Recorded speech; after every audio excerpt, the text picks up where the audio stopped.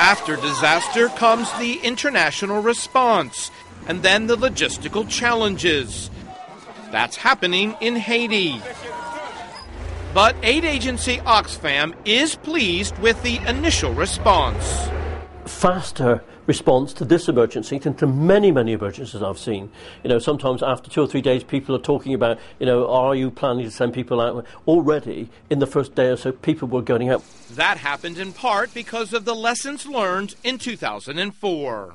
After the tsunami, which had an enormous amount of confusion connected to it, there was a new system developed by the UN called a cluster approach. Now, when disasters hit, agencies with specific expertise quickly share the names and phone numbers of who is en route, and crucially, with what equipment. Oxfam deals with sanitation and water and says its goal in Haiti is to make sure tent cities are established near where it can set up water storage and distribution. There's meetings every single day at 3 o'clock at the moment in the Ministry of Water in Port-au-Prince, in the offices which have not been too badly damaged. So that all water sanitation agencies will go to that meeting and they will coordinate how they best respond. There are a number of these so-called clusters, including security, education, food, and health care. Each cluster makes sure their equipment works with that of other agencies, especially the UN.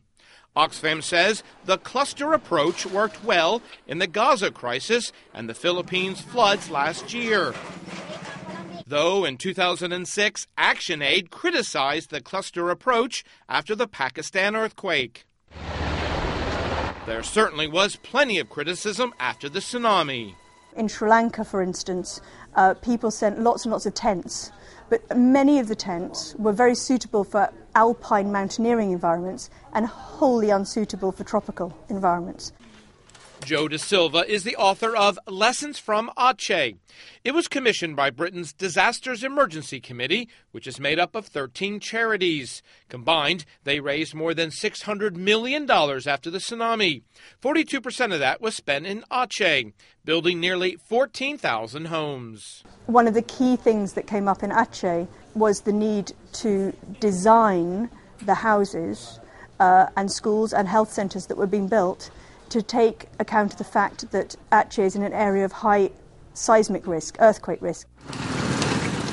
De Silva says reconstruction has to happen after some considerable thought, despite the inevitable desire to quickly return things to normal. Jim Boulden, CNN, London.